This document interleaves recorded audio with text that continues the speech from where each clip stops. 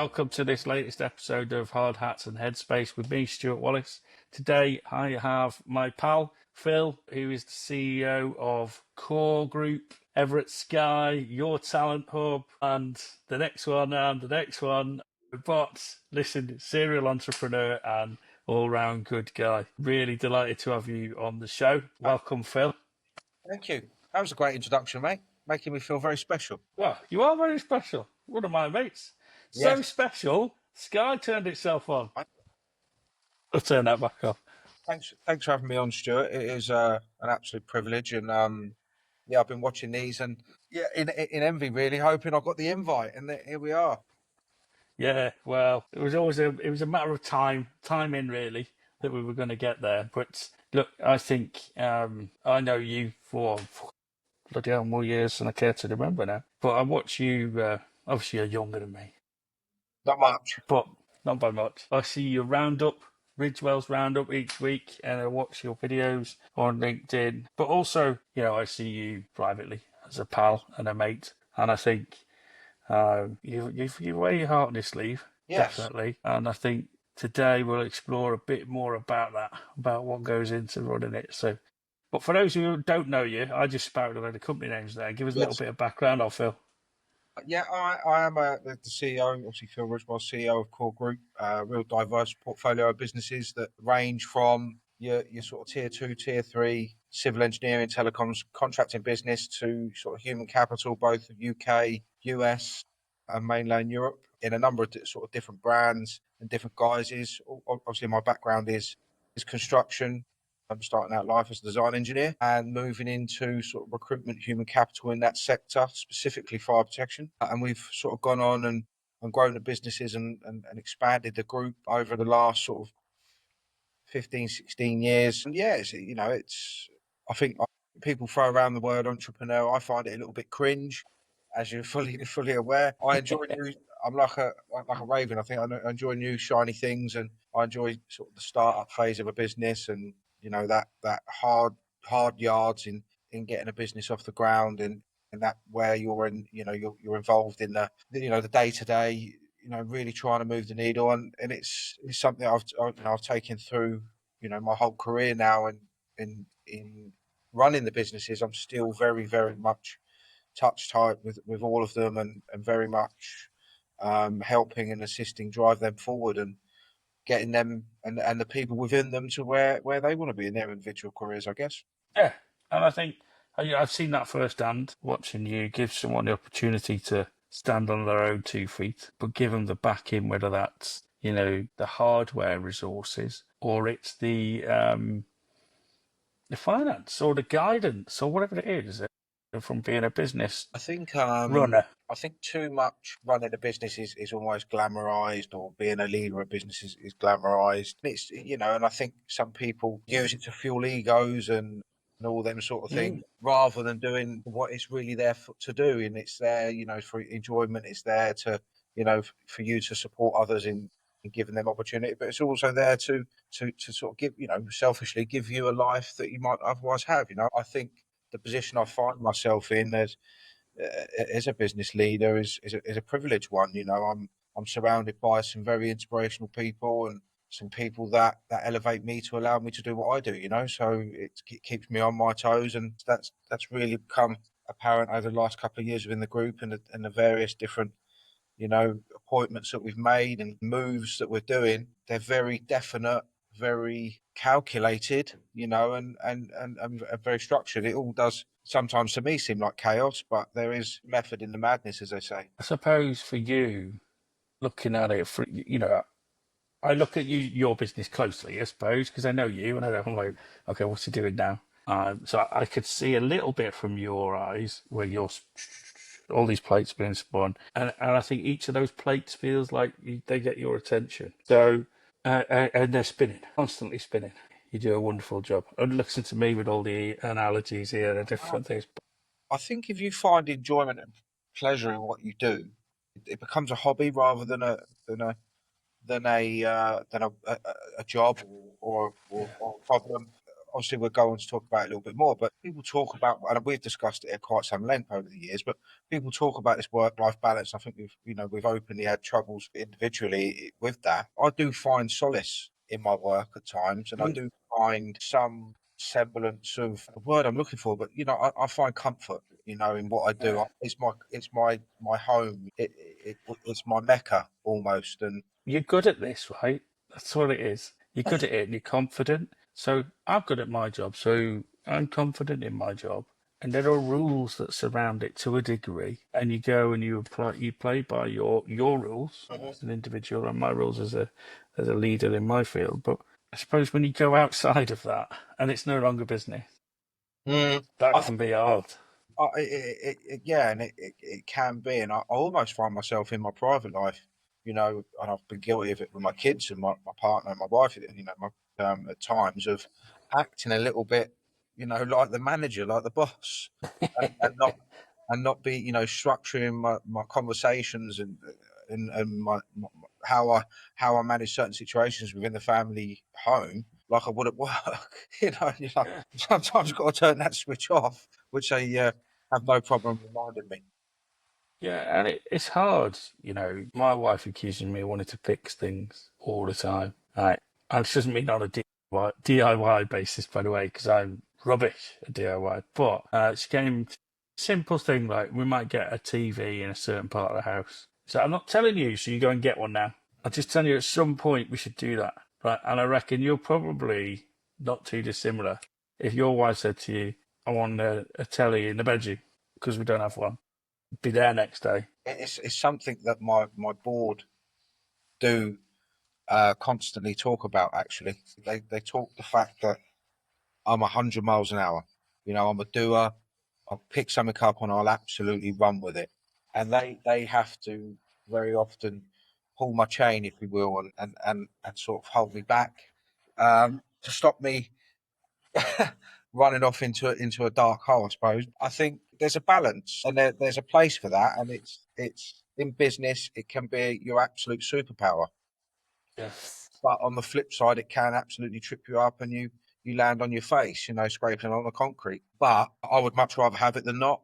I think Yeah. sort of makes me who I am and why I do what I do and why I've done what I've done, over all Yeah. these years.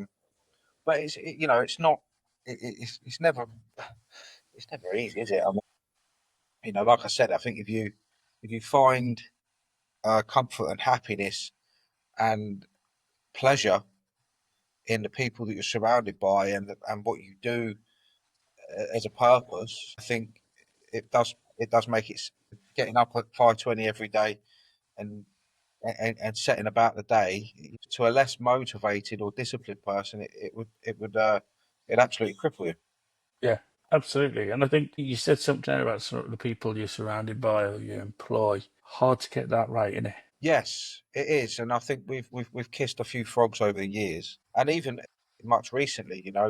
It's you spend years and years building a business, building a group of people that are like-minded, that have the same sort of values as you. And I think that's important. I feel like in business, sometimes people lose sight of good, just common sense core values. I think, and they're really straightforward. Manners, shaking hands, look at people in the eye.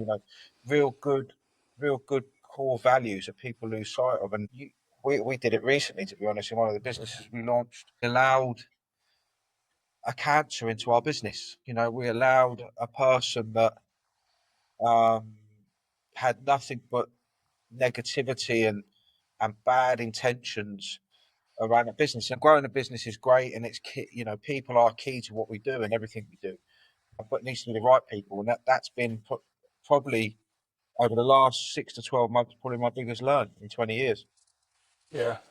Making sure that we people first, revenue second, because the So wrong important. can undo so much good work. You don't hear that in the human capital. I like that phrase, the human capital business, very often. Certainly not in my time, right? It's revenue first. But like many other things, I commented on someone's post today, they were on about psychological safety. Do we legislate or do we get ahead of the curve? Right? They're on about psychological safety in the workplace. you should always be ahead of the curve. And by that, I mean simple things like how you treat people, the manners, the courage that you put into employing someone and taking a chance. Now, sometimes, like, a marriage doesn't work in a business sense, and you've tried. Sometimes people come and they've been putting an act on before they come to you. Might not have told you the truth during the interview process, and then and you're like, and like you said, you learn from that outcome. Winner, you learn, don't you? You have to have that attitude.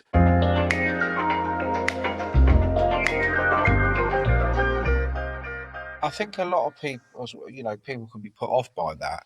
That's probably one of my, you know, strengths. It is what it is. I just move on, dust myself off and just Yeah, keep it moving. I don't tend to sort of dwell on stuff too much. It is what it is, that old sort of adage but what I have learned is, hire slowly, fire quickly, yeah, and correctly. and protecting people, and just making sure you've got your triggers in place to allow you to make them quick decisions.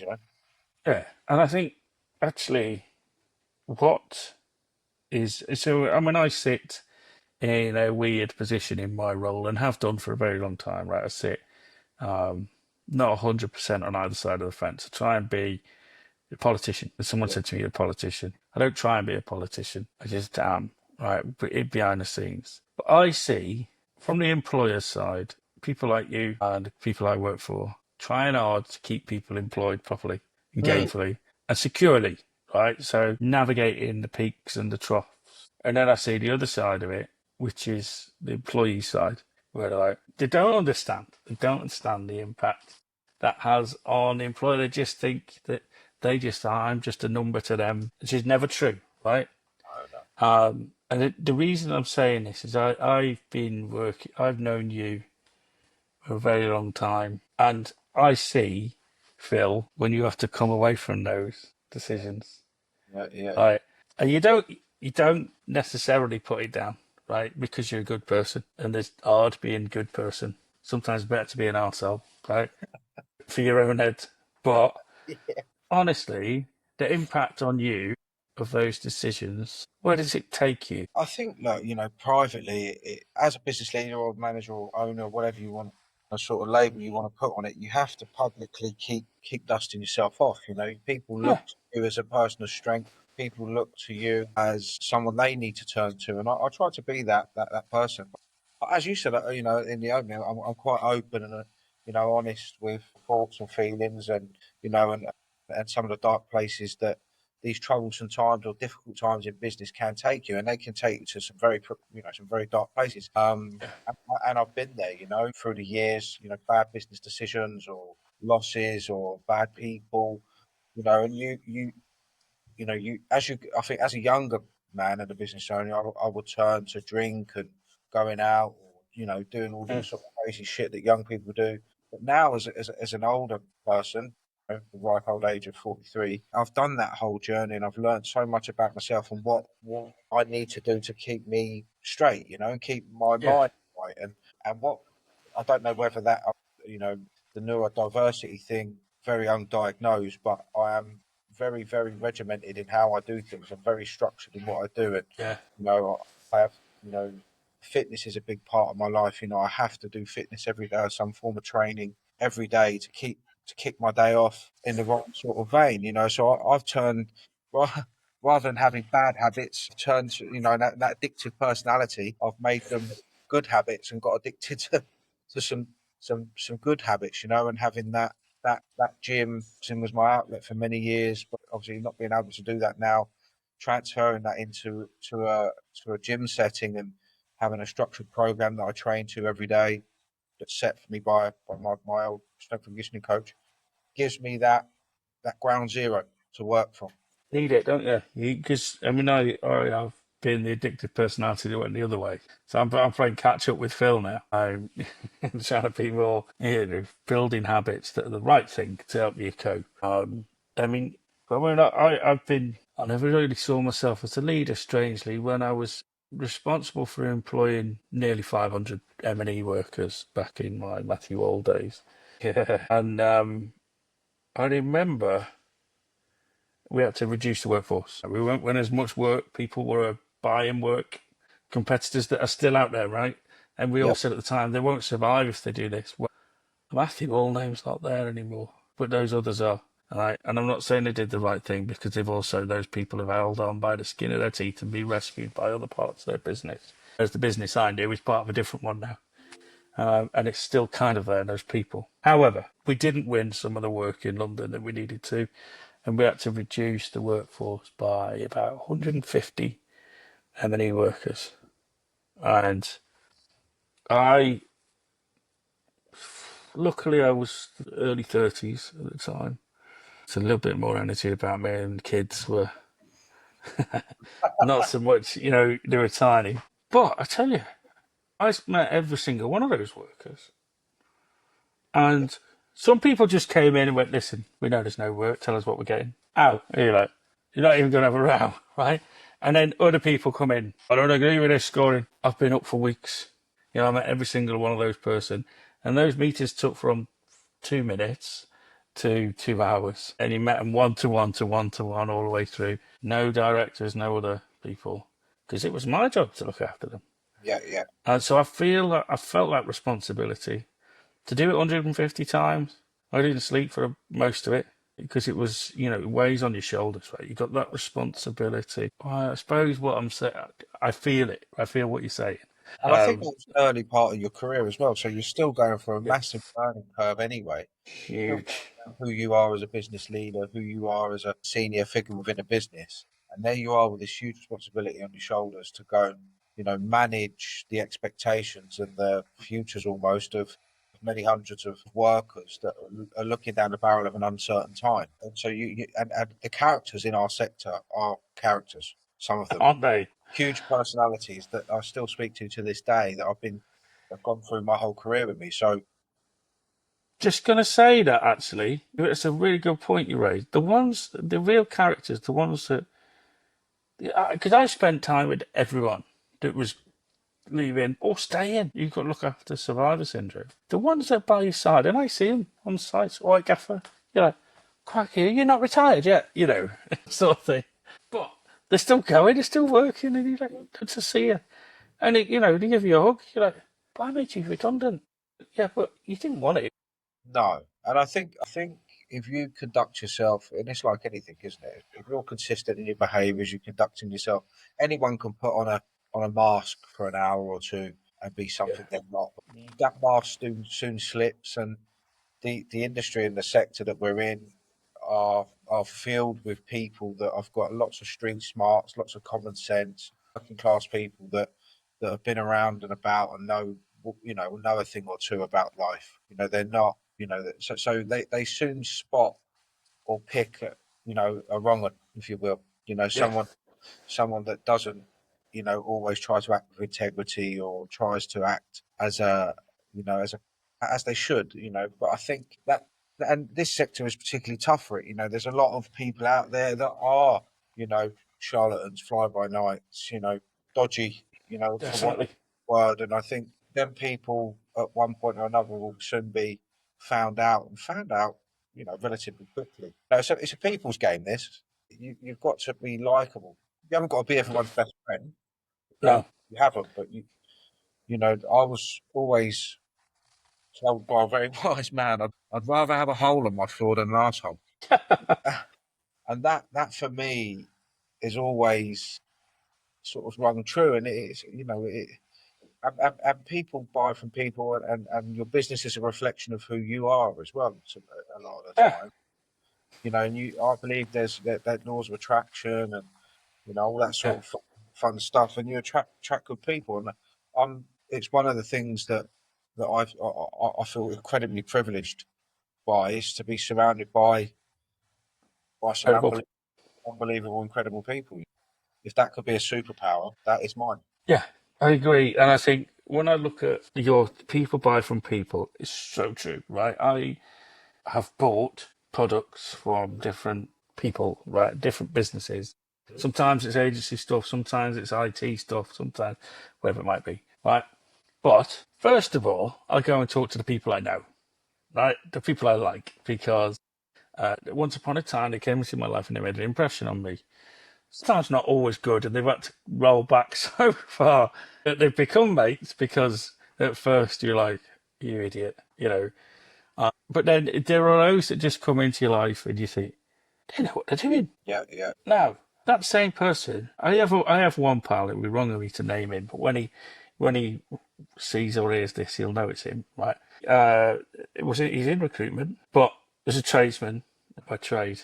If I said to him, bring in a PowerPoint presentation, he'd probably want me to do it for him because he can't use PowerPoint, right? And how long ago is that? And if I yeah. said to him to put it in Copilot, he's like, I can't fly. You can imagine it, right? So, if I was planning a workforce that I required for the next mega project, it'd be one of those people, you know, it's not Matt Jones, like you, Matt Jones, Tony, whatever, right? Bring them in. It's someone else. I'd say, what do we think on this? Who else is taking the labour? You know, what's the other projects that are going to put pressure on us? And that's caused those people, not only do I like them, but you've got a skill set and you've been good at it for years. And that for me is really where competence comes from, experience and knowledge. That's where a business like that adds real value. Yeah, Bums on seats, anyone can do it, mate, to be honest. But having that, that value add, that in-depth knowledge, that industry knowledge around what a project needs, what a project needs to run, what other outside factors are going to influence and impact that project. So that doesn't come overnight. That's years of experience yeah, and really understanding your market. That is a dying art in our world. I really do believe that. yeah. There are very few that could do that nowadays. And I think Does make me chuckle just on that when you say that. Like when you see people advertising for labourers on LinkedIn, yeah, Jesus. get off your computer, get on your phones. Yeah, it's frightening. And I So think that sort of leans into where technology is going in our world, and where, there's big talk around. I've been at conferences recently, but there's big talk around AI, there's big talk around what position AI and automation has within our world. And I do believe there is a place. There really is a place. And yeah, I don't believe it's, where I think it's going to clear a lot of people out. I think there's going to be a big disruptor, but yeah, I don't believe that it disrupts the people that have spent, many years building relationships with people, because people always buy from people. Use robots to assist them in what they do to make them faster, quicker, what are more agile. I believe fundamentally, relationship is a relationship, and that network that people have spent many years building up and bringing good people in and making them relationships mutually beneficial for each other, and supporting each other in each other's careers, I think that will never go. It can't. I no, think, I think I make you right. You know, I'm dead fortunate where I work with Mason when it comes to embracing technology or, you know, Day for Dog is a good example of that I throw. And but that Day for Dog's never going to pick the bricks up. He's never going to um, be able to see the off-site pre-manufactured unit, right, coming into a tunnel that's 60 years old and say, we designed it. No, we didn't realize that strut was there, right? Because it wasn't on the drawings. And it's never going to be able to do that. It's never going to be able to spot the obstacle that no one put on the drawing when they did it without drawings. And, you know, the world has thousands of years of people not using drawings to build, yeah, yeah. right? Or, This is where I feel we're in a our sector's going to become glamorous. yeah, people actually go to work. Yeah, yeah. Look, I mean, you're never going to teach a robot to wire three-phase power into a building. That's just never going to happen. So, and it for me, for once, I feel like I'm in a sector that's red hot, Yeah, yeah. and one that's gonna see us through. But I do think the way technology is evolving is gonna make the landscape interesting. I believe it's gonna make things. If you utilize it in the right way, it will make you a better recruiter. It'll make you a better, PM also, yeah. and not for the reasons of you're doing anything majorly different. It just make you quicker and more efficient, I Yeah, think. absolutely. Using tech for efficiency, I'm all for that, right? So I've got into a bit of autopilot. I'm sure it could do so much more than I've made it do.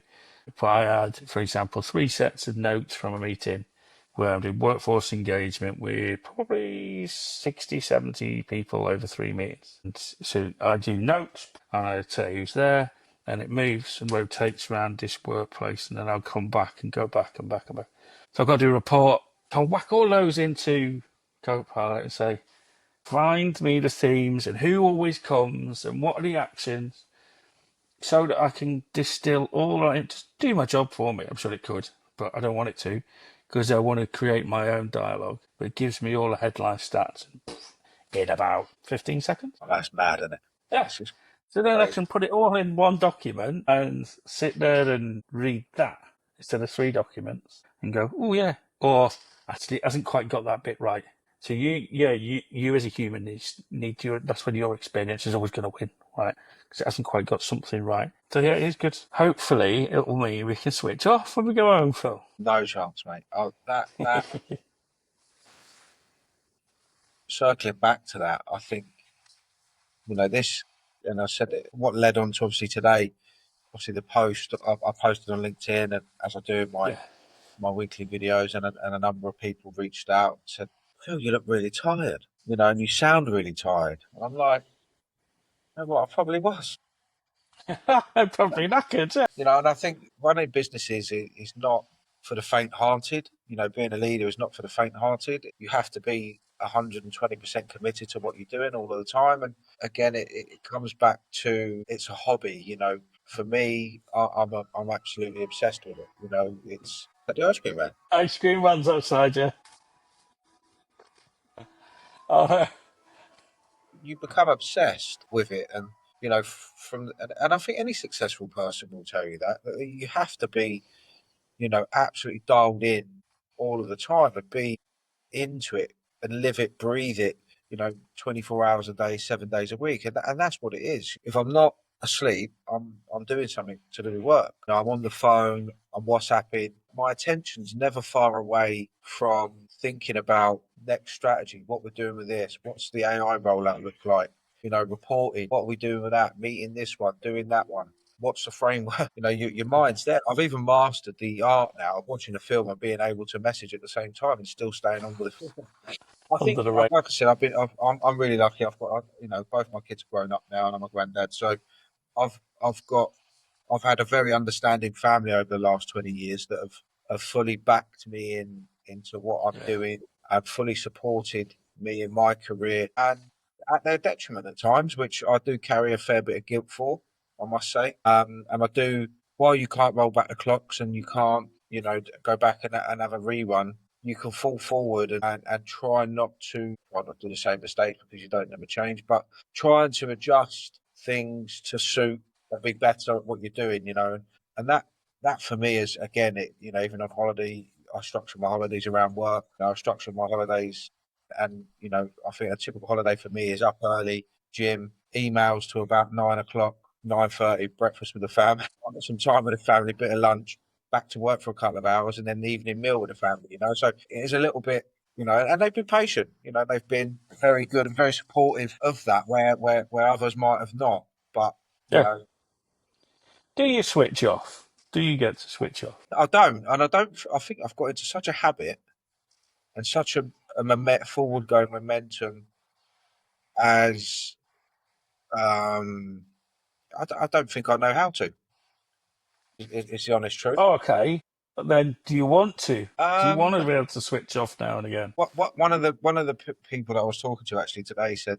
I said, "What did you think I said?" And he knows me very well. What do you think I said when they said, "Do we look tired?" Yes, I do. I said, "What?" He went, "I'll sleep when I'm dead."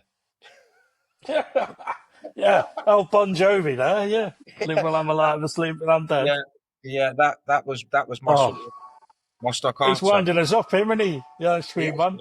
I could do with a double cone, with a flake, to be honest, with Bit of strawberry bunny sauce ears. and a few little crunch nuts. No, I don't, mate. I don't. No, I don't want to. I don't want to slow down. I don't want to stop. Again, I'm really lucky what I do. I absolutely love the bones of it. It's very stressful, don't get me wrong. But Yeah. I think to myself, I look back, I think you get one stab at this, you get one run through, and I was never meant to get this far. So I'm thinking to myself now, how far can I actually get? Well, I got this far, was never meant to. Now it's all bonus biscuits from here on in. So I think roll the dice, mate, see where we get. And it, and that, I love that, Phil. I have to say I'm pretty good at switching off.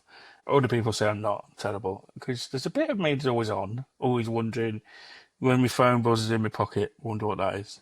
And I work for a global company, and I see things that happen in other parts of the world, and you're like, oh, that's bad. Or, and it's not on us, it's something that's happened near where we're working. So that'll happen on a Sunday night, and you're like, so I'll read it and I'll get into it, and then I'll start talking to people. But it's not all the time. I've learned, I think, during my time in the current employment, right, to level out. No, I'm never off. I'm never off, but I level out. Right, Yeah. so I never get too stressed and I never get too relaxed. Or 7 days a week while I'm awake. I think it's like I think if I stop I won't start again. But, Yeah, yeah, no, look, I think that being completely honest and transparent as I am, I think business kicks the shit out of you, to be honest. And it can be very glamorous, it can be great fun, but look, make no bones about it, it's super hard, loads of shit, problems, different stuff going on. When it does get bad for me, I'm really lucky. I have people like you and one or two others that I can reach out to and have a real frank and open conversation. And I yeah, think that's really rare and really, really quite sacred thing to have, and a privilege really to be able to reach out to someone that you immediately start speaking to and they absolutely know where your head's at is amazing. I consider myself super lucky to be able to have that. And it's not. It's so rare, especially in our sector where yeah, it's okay, considered. yeah, I think, and you guys have done loads of work around having the ability to talk more, to have that voice for men and women in the construction world, where you might be considered, frowned upon if you show any sign of weakness or any sign of, you know, vulnerability, if you will. You know, yeah. but there's nothing wrong with that. I think that's to be able to have a conversation with another human being, and feel almost immediately at ease as soon as you start to talk and start to speak things through a little bit, and and that barrier's down. It's down anyway. The conversation flows so freely, and spending 10, 15, 20 minutes having that conversation is like, it can be life saving, mate. Yeah, It, yeah. it really can. Taking that bit of time to speak to people, on the other side, that's an amazing trait to have. Not a lot of people have that, unfortunately. No, I don't. And I think I, I count myself lucky. It goes both ways. That you and I will have a chat. No, very rarely about work actually, but we will, or it's not a business conversation, is what I mean. It won't be about your work or my work, and the two are closely linked, obviously. When you're talking to me, it's not. It's Stu, your mate. Can I have a chat? And when I Yeah, talk to you, is I need a coffee or I need a beer, and I need someone to talk to, who is a pal. There are very few people in my sphere of work where here's my test. Do I want to see it in Construction Inquirer or other construction related media? But Construction Inquirer tomorrow morning, whatever it is I say, right? And there are a few people where I go, yeah, there I can talk to them in our industry. You're one of them. And I think that's special, to have that. And to be business advice as well. yeah, It doesn't yeah. have to be personal grief or strife. There is a bit of that. Both of us have met each other and said, having a hard time. You've had yours hard times recently. Me too. I never thought being vulnerable was a good idea in my job. Oh, Like talking about depression and anxiety and admitting to having ADHD in a job where you've got to be tough, right, at times, mentally. Physically is negotiable, but mentally is not. Right? And you've got to be able to negotiate with the other person on the side of the table who might be calling you all sorts of things or accusing you of things that are not right. You've got to be hard. But that doesn't mean you can't come out of that and go, I think allowing that to come out and speaking openly about these things makes you stronger. yeah, I'll be honest, and oh, 100%. it makes you a stronger person because people know you might have been in a situation or ups and downs or whatever. You're still here, you're still going, you're still doing your job very effectively, and very well respected in what you do. You know, in the sector you're in. Everyone knows Stuart Wallis. Everyone respects Stuart Wallis, and everyone knows they get a fair cop from him. You know, and that's they're non-negotiables for me. But I still remember what I won't mention the guy's name, but there was three of us sat round a table in London one evening after many a glass of wine, and I was absolutely on the floor. You know, I was struggling real bad, and the pair of you actually having you both there and speaking very candidly about what was going on in my world at that time and having that safe space, it completely lifted me and begun the coming out that other side. You know, and I'll never forget that. That was having people, and that's what I talk about. You know, there's a handful of people I've got that I might not speak to the other guy for a couple of weeks, but he'll pick up the phone. What you doing, Nobed? What's going on? Do you want to go for a beer, something to eat? And you're like, it's like he knows the right time to call me, and I'm like, Yeah. yeah, Little magician, that person. yeah. And he's, It's been called worse. I know exactly who you yeah, mean. I know you mean. I And he's remember that night. he's a competing business to me in some respects, and Yeah. at different times in our careers, we've gone head to head. But and now we work together quite tightly in and having someone like that and yourself, around to have these conversations and drink too much wine and eat too much food and have a good No old such laugh. thing. Too much No, wine, by the way. it's much needed, I'd encourage, anyone and Yes. the world or any other world really to try and find their people because they really are life saving sort of people to have around you. Yeah. And I think the power of being open is great, and it's been a help for me. You said earlier, being open, makes you stronger, and part of the process for me to help with my mental health is helping others, right? I'm a helper, I'm a pleaser. It's in my nature. I like pleasing people. I don't like being a twat, but I can be, right? Ask my wife. Like to please people. What? I like to make people well. What I've learned is you can't please all people all the time. There's a song about that, right? But you can't please all people all the time. You've got to try and find the best outcome from all of the information you have inside of you. I went public with my diagnosis. What made you do that? Yeah, I'm curious. So we've spoken about it at length, but for I don't see enough people like us say, yeah, this is all right to say this because you're not infallible. And I thought about it for about 7 months, right? And I remember where I was. I was at a health and safety comms session in Heathrow, and there was a guy who's going to be on the podcast, right? He's a whirlwind called Elvin Box, right? And you can look him up. Yeah, well, no one's ever going to forget him. There's no other Elvin Box, right, in the UK. Anyway, he does his session in front of a couple hundred people, and it's all about fundamentally prostate cancer, but then everything that comes with that, the mental health, other parts of your body and your brain that need help. And I was like, I should do this. I should do something. I didn't know I was going to do a podcast or a LinkedIn post that went, but I was like, how else can I do it? Because I can't do this in my day job. Like when you're trying to sort other people's problems out, and I don't know, it's hard. So I was like, how can I do this where I'm capable? My IT skills can find an AI software to help me do a podcast, right? And to make a difference for other people, because you've got to see someone. You've got to see someone like you that's out there. Now, the impact of that, of my coming out, right, is people reaching out going, amazing, thank you. yeah, You're like, thank me? Why? Well, I couldn't do what you do. You could. No, this is what's happening with me. Okay. But do you know what, Stu? I wouldn't have addressed it or I wouldn't have talked to anyone unless you came out and did that.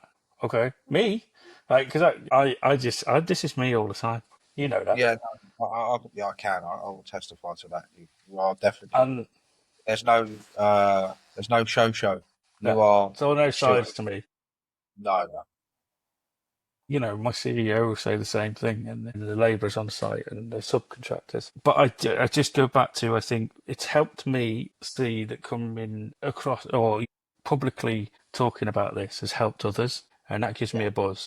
And because I don't want people to be in the low place you were in when we were together that night, and I've been in the last few years.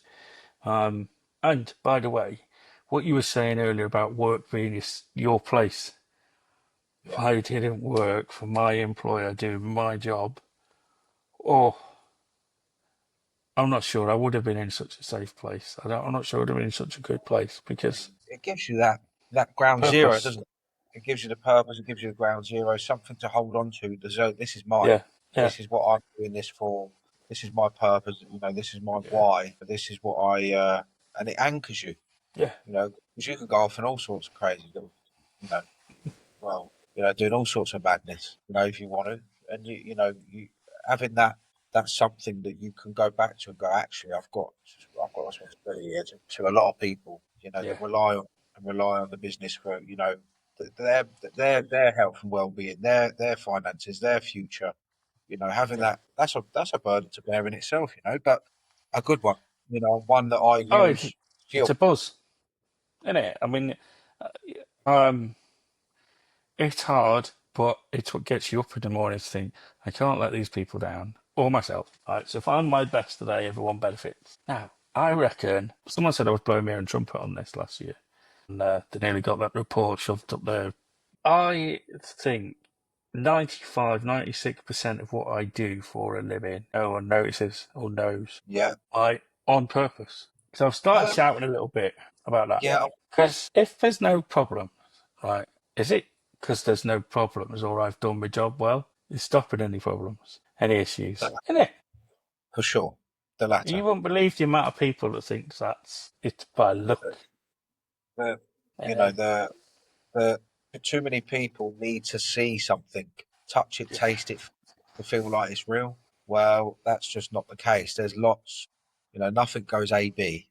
If it did, wouldn't that be a wonderful world? uh, There's people in the sidings, in the shadows, making sure that gets shepherded, moved along, shifted from A to yeah. B. Nothing rolls like that from A to B. Blockers taken out the way, Of course. whispers in ears, and all that stuff, and all the good stuff that helps the world go round, actually, and helps people. I don't always want the win. I don't always want to be even accredited with being part of the fight. I quite No, happily in the background letting people take the glory because that is a win for everyone. Sometimes I will say to someone, see that person on the other side of the table, you're going to give them this thing anyway. So just let them think they took it or you agreed it. No, when you both win. You told them and you told me and you did the work on us. And we can all see it now, Stu, because you've told us what you did. That's my job. like And this. now you two, yeah, puppeteer. Oh, yeah. Sorry, that's just reminded me of Phoenix Night scenes. I'm just a puppeteer. Oh, well, yeah. You do kids' parties. Oh, God. ADHD kicking in again now. I think a lot of that, a lot of my job is behind the scenes. And I'm happy with that. And it's other people's issue to work out what I do. As I long as think. you're satisfied, As long as the right people know I'm doing my job, obviously. course. I think it's about looking at individual days. Well, if you're reflecting, with me, I'm a deep thinker. I like to reflect and make sure I got the most out of each day. Not everyone's Yeah. going to see what I do or why I'm doing it, but as long as I can sit there at the end of the day, whenever that might end, and go, yeah, I couldn't have got much more out of that. I don't think if I tried. But that's a blessing and a curse. Being a deep thinker, I'm constantly analysing, constantly planning, Yeah. constantly. The mind is a dangerous place if you don't manage it correctly. It is. And I think, yeah, I call that the brushing my teeth moment. When you're looking in the mirror, brushing your teeth. By the by the time this podcast gets there, I should have proper teeth and not temporary tooth. The front. I hope people watch this podcast and think, It's good to leaders in their field being honest and open about where they're coming from, and they go to bed every night. They brush their teeth and they look themselves in the mirror and they go, "Did I give my best today?" And you And might that's not have. But if 50% is your best, then that's your best. I gave all I did, all I could today.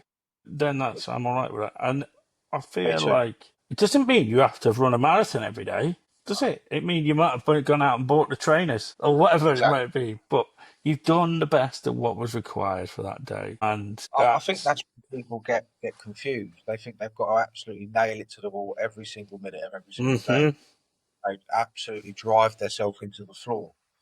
And it just goes back to managing that managing your day. You haven't got to do that. You if you move the needle 1%, you've moved that needle. You know, if you move it 10%, great. If you move it 100%, even better. But if you move it yeah. 1%, that's okay. That's good. That's forward.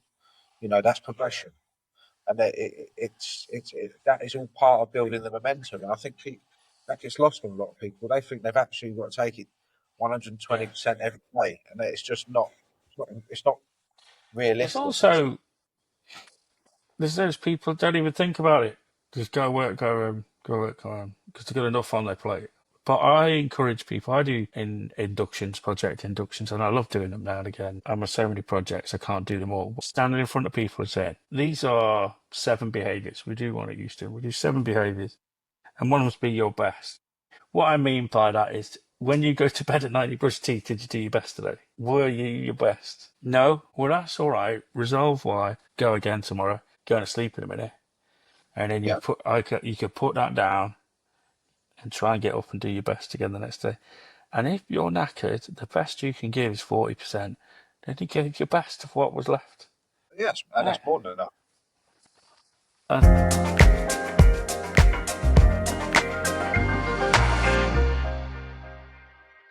right, some fun questions, some curveballs. Yeah, I got asked that's an prepared for you as well. To be absolute. fair, I've got some core. I don't need them. I'm not reading. I got asked a cork of a question on another podcast. If you're a biscuit, what would you be and why? if I was a biscuit, what would I be and why? Custard cream, hard, Go on, why? hard, soft in the middle. Brilliant. Well done. Could have been a bourbon for that, but yeah, fine. Yeah, call me custard cream.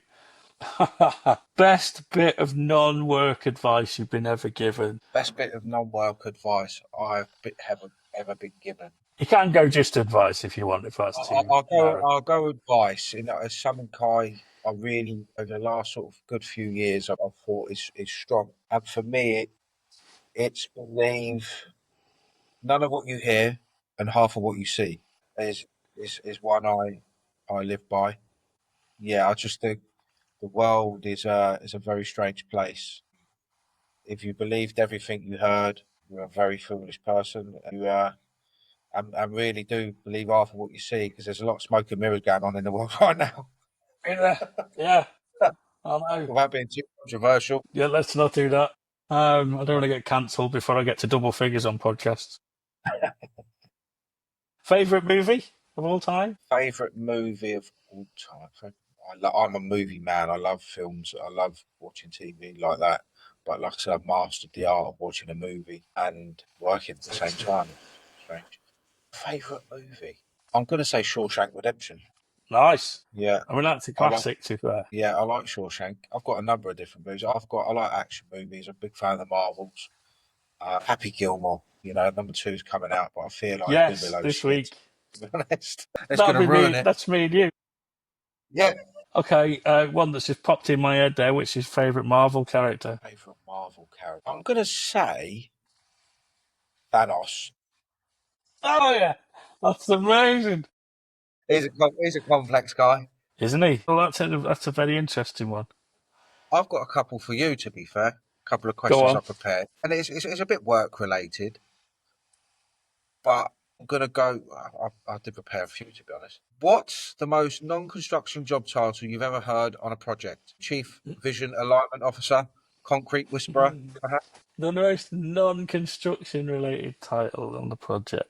I mean, there's some that aren't real, like Unicorn Wrangler, but that's what I've seen with recruitment people like to call themselves recently. Oh yes, I actually used it on their job title. That's good. Chief engagement. That's a really good question. I don't know. I mean, mine's a bit odd. Industrial relations manager. Most people don't know what it is. Director, sorry. Forgot about that. Yes, Keep come on, forgetting mate. that. Don't sell yourself short.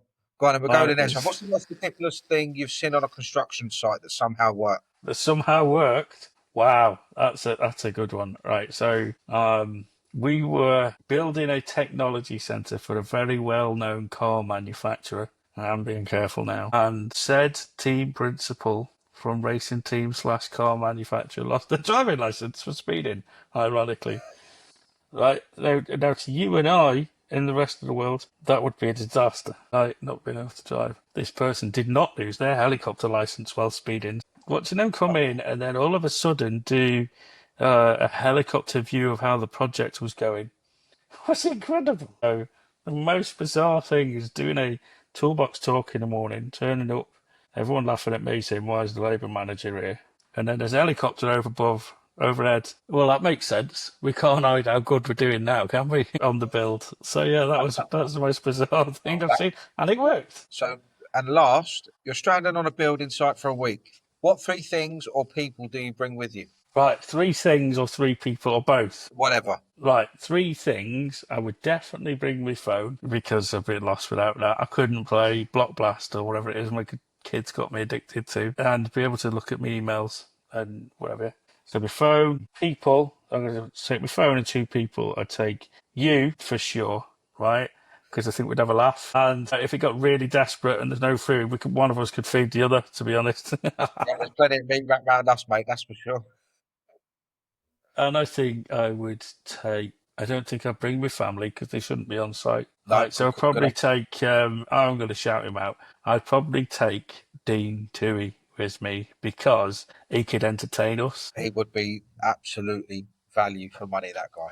Wow. and he would know someone how to bring other stuff. Yeah, he would. He would be able to smuggle us in some serious amounts of wine and beer and whatever else. He He is the would have man that knows someone. That knows 100%. everyone. Great choice, mate. But mate, thank you very much for having me Oh. on. An absolute privilege. I was wondering when I might get the call, and it came today. Well, I think Which your post and a few people noticed you looked a bit knackered, and I was like, "Do you know what? I'm going to have him on. We're going to talk about this, and hopefully, I've enjoyed this. You know, typical me. Guy came on during it. The ice cream man came down the road twice. It's us. it's It's real, real. mate. It's real. So It's hopefully, what I those said. people. I said, the content you're putting out, content I put out, I want people to see warts and all. Yeah, If I do feel, if I am tired, that's because I am. And I try and be true to who I am as a person. well, hopefully, people will watch this and spend 50 to 60 minutes of their life watching or listening to this and see me and you going at it and find out and understand a bit more. So, look, Yes, thanks, Phil. Lovely to have you on, and we'll do it again another we day, I'm will. sure.